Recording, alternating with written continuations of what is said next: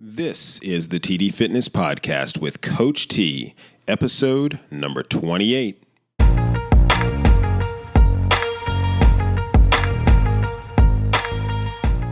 Welcome to the TD Fitness Podcast, giving you ways to live a healthy lifestyle without giving up the things that make life worth living.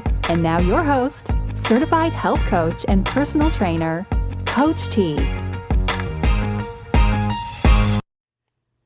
Welcome back to the TD channel. This is episode number 28. And in this episode, we're talking about calories. We're talking about calorie control, calorie burn. Does it even matter when it comes to weight loss? And what can you really expect? And why is the simple instruction of eat less and move more, while so very well intentioned, why is it just not cutting it for those who seek to lose weight? Well, I want to start with a hypothetical, although you may find that this hits pretty close to home. So you have a desk job, you're moderately active, maybe you're exercising once or twice a week, and you use an online calculator that tells you you need to eat 1,800 calories per day based on your gender, your height, your weight, your activity level, and your age. And it also tells you that in order to lose weight at a moderate rate, you should create a negative calorie balance of 200 calories a day. And that'll get you to lose about 1.5 pounds to 2 pounds per month. So you can either cut 200 calories from your diet, you can burn 200 extra calories through exercise and activity, or you could do some combination of the two. So you do that, consuming as little as 1,500 calories per day on some days and increasing the amount of exercise you do. And you see a couple of pounds come off, maybe even 5 or 10 pounds. But then something strange happens. The weight loss stops and you start to creep back up to your previous weight. And at the end of the year, if you're even able to stick with it for that long, you get on the scale and you're heavier than when you started. What is going on? You should be 20 pounds lighter by now. So you talk to a friend who's had similar problems in the past, and losing and gaining the same 10 pounds over and over again. So you decide to join the Juice Cleanse Challenge. Well, that's an episode for another day. I'd like to think of a better ending to the story where you and your friend decide to enroll in the Fit Life program and you develop an approach that gives you an understanding of behavior change and teaches you how to incorporate healthy habits, fitness and nutrition habits into your life for good, and gives you some accountability. And at the end of that program, you find yourself looking better, actually living that elusive goal of being healthier and raving to your friends about how your entire outlook has changed. That's what I want for you, but I digress, right? So let's look back on the story. Why didn't your initial efforts work? I mean, you followed what it said. You limited your calories, you started burning more calories, and the math said it would work. Well, here's the deal. It's not just how much you eat. It's not even what you eat and when you eat. Yes, those things weigh into the equation, but there's more to it than that, more than we even realize. So how did we get to the oversimplified mantra of eat less and move more? In order to understand that, I'll refresh you on the history of how we came to believe that calorie control is the magic bullet, if you will, of weight loss. If you listen to episode number 14, that one was called Making Nutrition Work for You, How to Never Struggle with Diets Again. You may remember my abbreviated explanation of the history. So in that episode, I described how fat was inaccurately determined to be the culprit of bad health back in the 1950s. And how because of that, we not only cut fat from our diets as a society, but we also cut protein because many proteins contain fat as well. And remember, there are only 3 macronutrients. There are proteins, carbs, and fats, and each of them are important for different reasons. And if you take one or two of them out of the equation, then you're going to have to increase the third. This meant that with proteins and fats reduced significantly from our diets, then our diets primarily consisted of carbohydrates. And guess what? You probably don't even have to guess, because you may have lived it. As a society, we gained more and more weight over time, even though we cut out the proteins and the fats. And so now there's confusion, right? Because carbs are good, right? Carbs themselves aren't bad. I mean, vegetables are carbohydrates, fruits are carbohydrates. But the problem was that many of the carbs we were consuming tended to be the highly processed and highly refined carbs. Think of the breads, the pastas, the rice, and the other refined carbs. And what made matters worse was that the government nutrition guidance actually recommended that over half of our diet should consist of grains, so those carbs. So there had to be a new culprit, right? Because we were still gaining weight. We had to figure out some way to describe why people were still gaining weight. And since carbs were the good macronutrient, I put that in air quotes, the good nutrient of the three, proteins, carbs, and fat, yet consumption of some carbs caused weight gain, nutrition experts then adopted the belief that carbs weren't necessarily fattening, but rather it was the excess calories that were the culprit. And that is when the calorie counting began. So that's kind of the brief historical snapshot. But here are the facts. And a lot of this comes from a report I read that was produced by Precision Nutrition. The first is that doctors, fitness professionals, the government, and many so-called experts have been preaching the calorie deficit theory for a while now, yet we're still in an era where obesity rates are at an all-time high. In fact, obesity rates have tripled since 1975. And for the first time ever, overeating is a larger problem than starvation among the world's overall population. Millions of people who try to lose weight, who aren't successful in losing weight, or even worse, they lose weight only to regain that weight back or to regain more weight.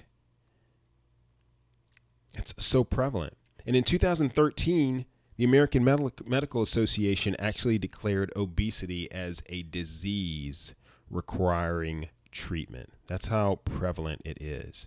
Now, I've read a lot about this topic. I have studied it through my initial education in the health and fitness field, through multiple certifications and courses that I've taken as continuing education requirements. And I'll tell you that most of the literature still states that if you want to lose weight, you should take in fewer calories than you burn, or you should burn more than you consume. And most experts agree with this. The issue, and what I want to point out in this episode, is that that is a super simplified version of what you need to know. It's not the whole story. That simplified version is needed because we all need a tagline, right? Something we can remember, a simple rule to focus on. And I can appreciate that, believe me. We don't have a lot of time to understand the full story, right? Just give me the headline. But because you're here right now, because you're listening to this or watching this or reading this, I know that you're making the time to listen and understand it right now. And what that means is that you're serious about understanding this concept. You're serious about living healthier. You're serious about making lifelong change. So I'm going to break it down for you. I want to explain that there's so much more to this storyline. There are several assumptions and realities that are just glossed over by such a simple approach or tagline: burn more than you take in to lose weight.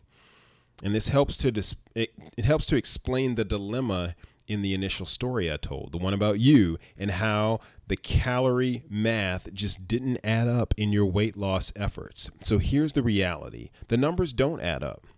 Why is that? Because there's more to it. So let's look at the equation. You have been led to believe that calories burned minus calories consumed equals weight loss. The more calories you burn, the less calories you consume, the bigger that difference is, and the more weight you will lose. So that's what we try to do. We try to burn more calories by exercising more. We try to consume fewer calories, typically by just eating less.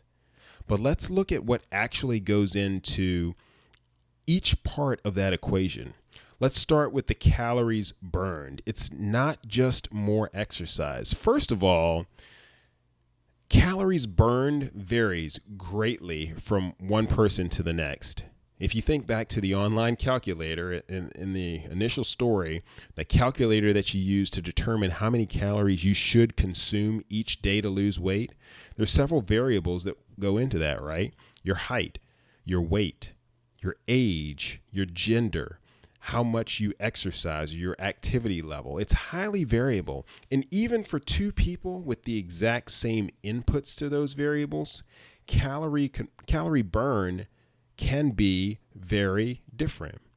Why is that? Well, scientifically speaking, there are 3 or 4, if you, depending on how you classify the categories, there are 3 variables that determine how many calories you burn. And it's a bit complex, but I'm going to simplify it here for you. The first is your resting metabolic rate, or RMR. This is the number of calories you burn each day at rest, just breathing, just thinking, just living. And it represents about 60% of the amount of calories you burn each day. And it, again, depends on how much you weigh, your body composition, your gender, your age, genetics. Many people refer to this as metabolism. You've heard people say, oh, I have a high metabolism, or my metabolism is slowing down. What that really means is your resting metabolic rate, okay?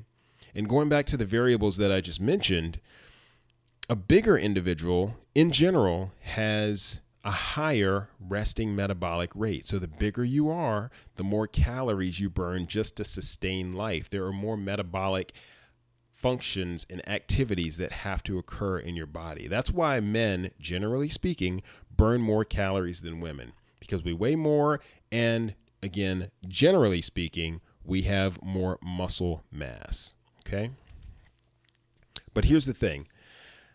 Not only are there variables in your RMR, be it your height, your weight, and so forth, but RMR itself can vary up to 15% from one person to the next, with everything else being equal. So someone who is the same height, weight, age, gender as you can burn 30 calories more or less each day, assuming you weigh 200 pounds, let's just say, just to make the math easy.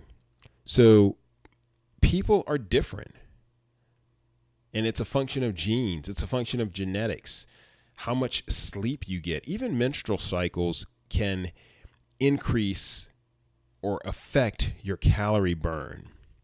And another tidbit you may not want to hear, but I'm going to shoot you straight. If you've been heavier, you may need to burn more calories than someone who is the same weight as you now, but they have not been healthier in the past.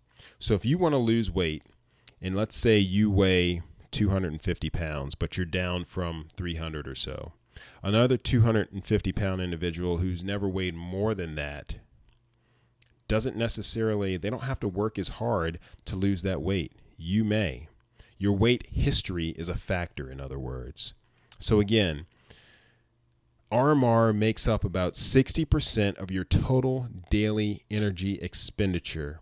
And there are so many things that go into it.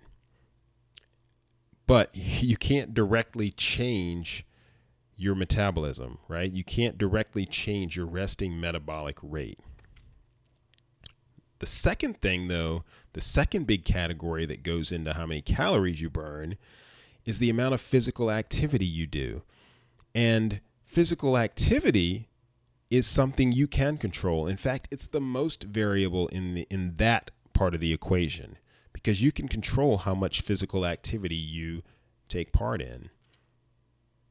You can control the type of activity. You can control the intensity of the exercise and the types of movement that you perform. And you burn calories through purposeful exercise and what I'll call non-purposeful movement. such as walking, running, going to the gym. Those are all purposeful things. You were intentionally exercising. And then the non-purposeful exercise, but things that still burn calories for you: parking farther away from the door, taking the stairs, standing up at your desk, washing clothes, washing dishes. All of that burns calories. But guess what? All of that activity is extremely hard to measure. Even if the calorie burn numbers on the treadmill and that heart rate monitor that you have, even if they were accurate, and I can pretty much guarantee that they're not going to be accurate for you, because it's the same equation that's used for everyone, right? Based on the variables you put in. But there would still be errors in trying to calculate the calorie burn for all of the different types of activity you perform throughout the day, whether it's intentional activity or just through daily living. So the calorie burn estimates aren't precise. I've seen numbers that state the method behind almost all of those calorie burn estimates you see can have a margin of error up to 45%. And the consumer fitness trackers that you purchase, they can be off by as much as 30% for your total daily caloric expenditure, and off by about 10 to 20% for activity. So there's a lot of variability in what you think you're burning and what your devices tell you that you're burning. And then the third factor, so the first two, again, resting metabolic rate was the first one, physical activity was the second one, and then the third is called the thermic effect of food. So in case you didn't know, it takes energy to digest the food you eat. That's called the thermic effect of food, or the thermic effect of eating. And it's essentially the number of calories you burn by eating, digesting, and processing the food within your body. It's pretty minimal. I mean, when you compare it to the resting metabolic rate and your exercise activity. Thermic effect of food represents only about 5 to 10% of your total energy burn. But in general, you'll burn the most calories when digesting proteins, smaller percentages to digest carbohydrates, and very minimal percentages when it comes to digesting fat. And as we noted before, you'll burn more calories digesting minimally processed whole foods compared to highly processed foods. I'll talk a little bit more about that. So that's calories burned. Now let's talk about the calories you consume. So most of us have measured calorie intake through either a food log or some type of tracking system. I still use that technique from time to time as inputs into nutrition assessments, for example, that I provide for individuals that I work with.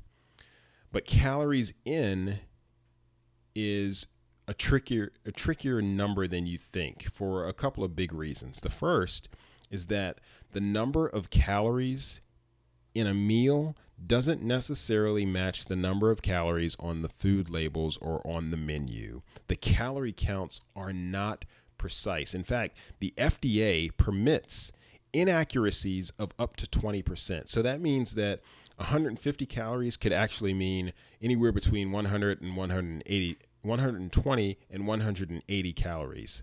So there's a 60 calorie swing in there. And we're just not that good at eyeballing portion sizes. We'll read on the label that one portion contains this many calories, but we'll put 2 portions on our plate and think that that's good. And then the second reason, the amount of energy a food contains in the form of calories is not necessarily the amount of energy we absorb, the amount of energy we store, or the amount of energy we use. So we absorb less energy from minimally processed carbohydrates and fats because they're harder to digest. And we absorb more energy, more calories from highly processed carbohydrates and fats because they're easier to digest. Think of it this way. The more processed a food is, the more of the digestion work that is already done for you. So for example, when you talk about peanuts and peanut butter, we absorb more fat from peanut butter than from whole peanuts because the peanut butter is already processed to an extent. Our bodies don't have to work to do that. It's there for us to extract. The calories are. So we often absorb more energy from food also that is cooked or chopped or blended, because the process, again, of breaking down the plant and animal cells, that increases the bioavailability, increases the amount of absorption that we're able to use from those foods. In the end, a diet rich in whole, minimally processed foods and the number of calories you absorb can be significantly less than what you could expect. All right? And those types of foods, those minimally processed foods, require more calories to digest. And on the flip side, you'll absorb more calories by eating the highly processed foods because you'll burn fewer calories in the process. The highly processed foods are also less filling. They're more energy dense and more likely to cause overeating, which also works against you. So let's recap that. When it comes to calorie burn estimates are imprecise. Individuals who burn calories burn them uniquely and variably because everyone is different. And what and how much you eat influences the calories you burn. And your weight history also influences how many calories you burn. So when you start thinking about counting the calories you burn or the calories out, that could be a lot less reliable than you think. On the calories in side of the house, again, calorie counts, nutrition labels, they are imprecise as well. And we don't absorb all of the calories we consume. And part of the variability comes into play with how you prepare the food. Individuals, again, absorb calories uniquely. Everyone's different, and we're not good at eyeballing our portion sizes. So that original equation where you talk about calories burned minus calories consumed equals weight loss, what that really means is calories burned, which is equivalent to your metabolism plus your activity plus the thermic effect of food, minus the calories consumed, which is the calories consumed is the difference between the actual calories eaten and the calories your body doesn't absorb. That's what equals weight loss. And that is confusing because it's confusing for me to even say that. If you're watching the video, at least you can see it here on the slide. But wait, there's more. So the weight loss equation sounds simple initially, but that's not the full story, right? Here's the kicker. Even if you nailed all of the numbers in that equation and you started to lose weight, your body adjusts. Because when you consume fewer calories, your body automatically reduces the number of calories it burns. It's a safety mechanism. You want to let the weight go for aesthetic or health purposes, but your body wants to keep it for survival purposes. Your body fights to maintain a balance because it doesn't know you're skimping for weight loss. It thinks you might be starting to starve. And that's why in our initial story, that's why you lost the weight initially, but once the body recognized what was happening, it became harder to continue to lose that weight or to keep it off by doing the same things that you started doing to lose the weight to begin with. Likewise, when your energy in goes up, your energy out tends to go up too. So you burn more calories in response to eating more, and you burn less calories in response to eating less. So let's take some examples based on some of the things we've discussed already. We talked about the thermic effect of food and how when you eat, you burn calories based on what you eat and how much you eat. Well, the thermic effect of eating goes down when you eat less. That goes against your goal to burn more and lose weight. Your resting metabolic rate goes down because you start to weigh a little bit less. That goes against your goal to burn more and lose weight. And the calories burned through physical activity actually go down since you weigh less. Heavier individuals burn more calories when they exercise. As you get lighter, you'll burn less calories when you exercise. And those calories that weren't absorbed in digestion before, well, the body works harder to digest and absorb those calories because it's trying to get all it can because there's less coming in. And that serves to add more calories to what you digest. Let's look at the physical activity side. So increasing physical activity above a certain threshold by exercising more can trigger a few things to happen, things that you don't want to happen. So as you exercise more, your appetite increases because now there is the need for more energy, more fuel. And if you eat more, then you're going to consume more calories. Also, we absorb more of what we eat for the same reasons. Again, your body needs that energy, those calories, so it's going to do a better job at breaking down the food you eat and extracting the energy from it. And your resting metabolic rate goes down when you exercise more consistently because your body functions become more efficient. And you don't require as much energy to operate. Your heart doesn't have to work as hard when you're resting. You have better brain functionality, less stress. And speaking of stress, which is often associated with dieting, as you know, the stress hormone, which is called cortisol, it kicks off several functions in our bodies that also work against us. And I hate to kick you while you're down, but there's more. There are several other things the body does to try to ensure it has enough calories or energy to sustain life. So in addition to those things that I just mentioned, when you cut back on the amount of calories you eat, the hormones in your body send stronger and stronger hunger signals. We crave more, and we crave the things that are going to give us the biggest calorie bang for our buck. Do you ever crave broccoli? Not likely, right? How about chocolate cake? Yeah. How about pasta and bread? Yes. And what all this means is that while you're working so hard to lose weight, your body is working through hormonal and other bodily function changes to keep the weight on. And the overall effect is that your rate of weight loss slows down. And then maybe you stop losing weight altogether. And unfortunately for some, the weight comes back. And it comes in higher quantities than you even started with. So stop telling yourself and stop listening to people who tell you that it's all you, that you lack the willpower, that you lack the discipline. No, this is hormonal.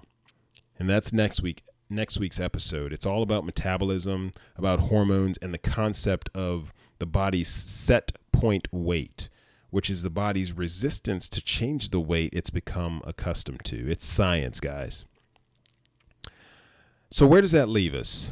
You know, I started by saying that the weight loss formula is more complicated than just eat less and move more. It's more complicated than burn more calories, consume fewer calories.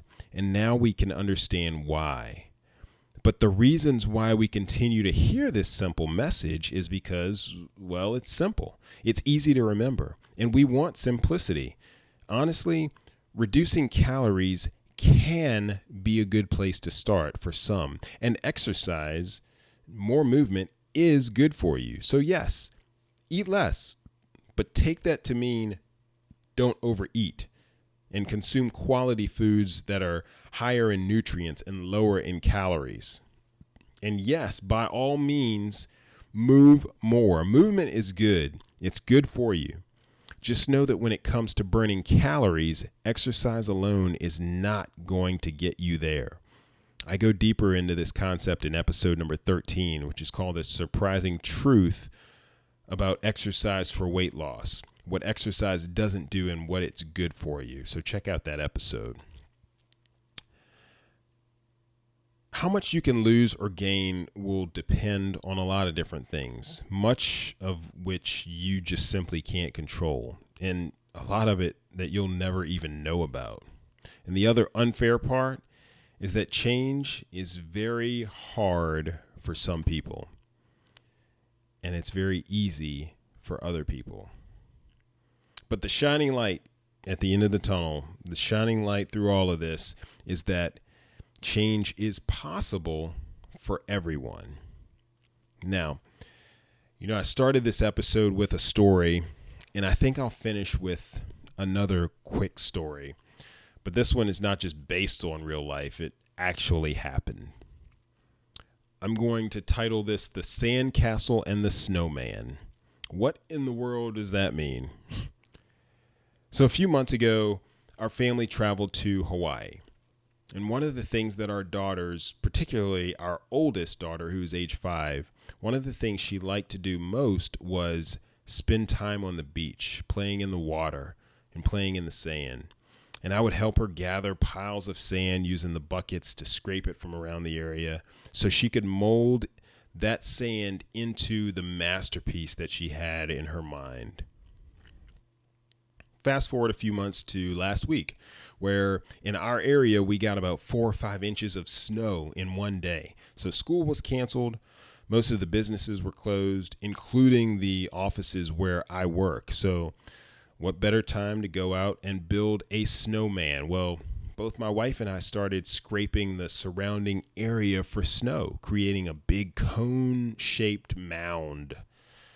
But our 5-year-old did something different. She made a snowball, and she rolled it. She rolled it around a bit and created these huge snowballs, which actually went on to form the body of the snowman. And we stacked those on top of one another. She reminded us how to build a snowman. We were stuck in the sandcastle mindset. So here's the deal. When it comes to your weight loss efforts, your healthy living goals, your better nutrition practices, your desire for consistent activity and exercise, you can keep trying to add those things that are popping up around you. Hey, that's a good idea. Maybe I'll try a cleanse, or, oh, that's the diet I should follow, or 6 workouts a week. All right, if that's what it takes. That is the sandcastle mentality. Or you can start with a small improvement in one area of your life. I am going to exercise once or twice this week. What if I add a side salad to my meal today? Oh, sure, I'll try the whole wheat option. Those small actions, they snowball. They get bigger and bigger, and you can stack those to new heights. Do you want to keep gathering things as you hear about them and building up that proverbial pile of yours, randomly adding those things to your approach? Or do you want to take a methodical approach, a proven approach, a much simpler approach, and have a snowball effect? Don't just keep adding new techniques and approaches hoping that something will stick. Start small and build on that single habit and momentum. Use the power of small wins and successes. If you want to learn more about making snowballs in your health and fitness journey, check out the Fit Life program at fitlifeprogram.com. Now, if you want to check out the show notes for this episode, head on over to tdfitness.net/028, where you can watch, you can listen, you can read, or just close your eyes and place your head on your computer or put the smartphone up to your head and have the information pass through osmosis. That doesn't really happen, but you will find links to all of the references that I mentioned in this episode there on the show notes page. And as always, thank you. Thank you for listening. Thank you for tuning in. Thank you for your time and attention. It is valuable, and I know it, and I appreciate it, and I appreciate you. That's why I want you to have a blessed one. Coach T, out.